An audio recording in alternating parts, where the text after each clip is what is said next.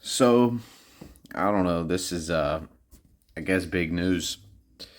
It's going to be fun to keep our eye on that little munchkin, Patrick Peterson, on Zay Flowers. So, it's a big game for the Steelers.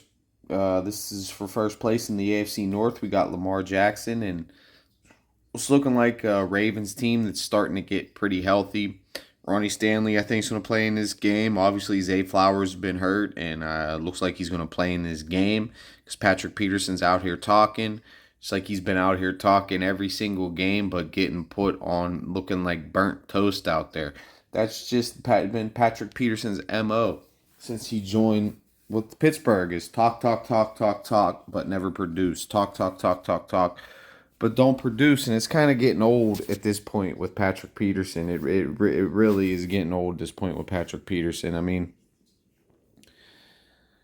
he has not produced whatsoever. The secondary's been getting torched. They made Brandon Ayuk look like Randy Moss. They made these receivers for Houston look like Randy Moss, and most of them, people never even heard of them, and most of them barely had any receptions in their NFL career.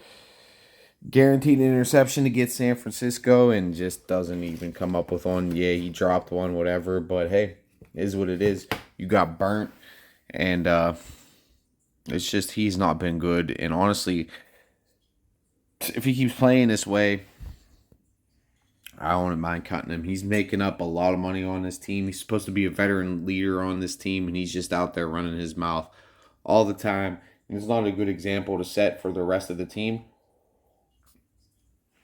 And honestly, I wouldn't mind Pittsburgh trading this guy. If you could trade somebody, I want to. Hopefully, Omar Khan can make some moves. I don't even know, but the way this season's going, it's going to be another maybe 8 win, 9 win, possibly 10 win season. I think we can still get to 10 wins, but do we really need Patrick Peterson on this roster right now? I don't think so. Do we really need Patrick Peterson coming out there giving bulletin board material to the Baltimore Ravens, our division rival, which is a dogfight, which he has really no idea about the culture of that game? And for you to go out there and disrespect the Ravens like that, I think is just a very, very bad move from a veteran because the Baltimore Ravens, as much as I hate them, as much as I want to talk trash on them, they're going to give you their best every year and they're going to be competitive every year. And, something like that, they're going to want to come out there and just make an example of you and make you look stupid and make you look silly. Just like Brock Purdy made you look stupid and made you look silly when you called him out, a second-year quarterback that didn't even start a full season last year. How you're going to intercept him and blah, blah, blah, laissez squaze. What did you do? Play in the division and played in that division your entire career and didn't do anything in that division with the Arizona Cardinals, who are a horrible organization, and go to the Vikings and still pretty much do nothing. And now you're here running your mouth week in and week out and not producing at all and just getting burnt like as burnt gets. It's pretty much obvious that Patrick Peterson, I think, is washed up at this point.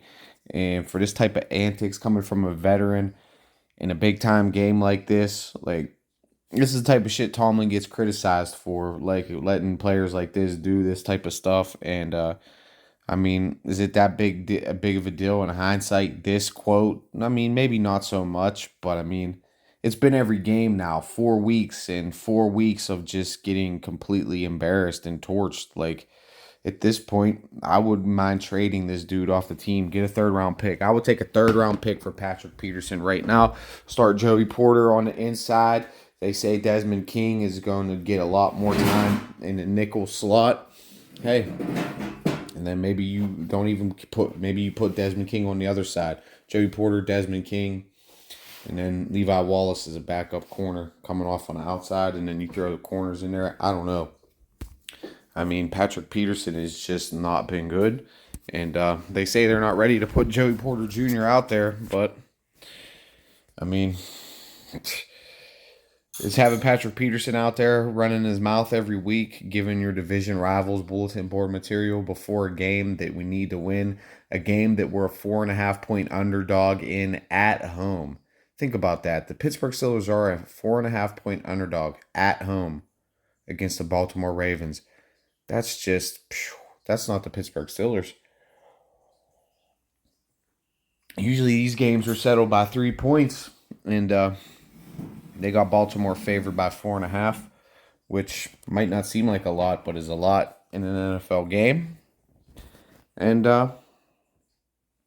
it's probably because of play from the secondary, the horrible play from the secondary. And this Baltimore Ravens team is looking to be kind of different this year. They want to spread it out. This is a new look Baltimore. I was talking about how we have Lamar Jackson's number and everything like that, but this is more of a different offense. This is more of a spread type of look. This is an offense that we probably never really seen Lamar Jackson playing, and our defense never really played up against. And spreading it out against this defense, now that I'm just sitting here thinking about it, about our secondary, like, it got a lot of hype because we brought in Patrick Peterson, because we drafted Joey Porter.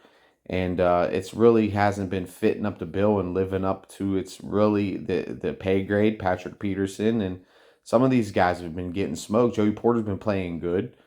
And that's why a lot of Steelers fans want to see him get more reps. But at the end of the day, if he gets full-time reps on the best opposing team's best receiver, like Devontae Adams, like, some of these great receivers in the league, Jamar Chase, who knows? He hasn't been playing great this year, but he's shown he can put up big numbers in the league. And we can go on and on and on and on and on about their great receivers. He might get exposed, especially if he's out there on an island all game, every day, because Patrick Peterson's getting exposed big time.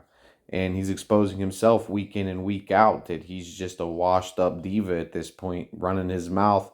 And it's really not good for the team right now, because this is a young, you want to be an example to Joey Porter Jr. and a mentor to Joey Porter Jr. And for you to go out there and run your mouth week after week and just get fucking embarrassed is just kind of sad at this point, Patrick Peterson. It's another big reason why Joey Porter Jr. should be getting more reps, because you're just not it at this point, Patrick Peterson, and you're making a lot of money.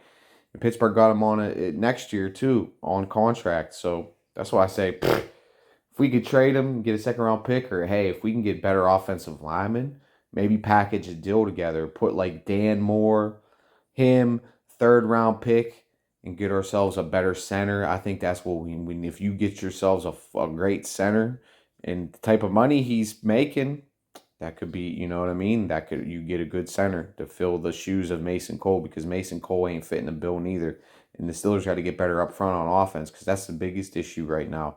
But shit like this doesn't help. So I just want to talk about this a little bit. So hit the like, hit the subscribe, all that shit.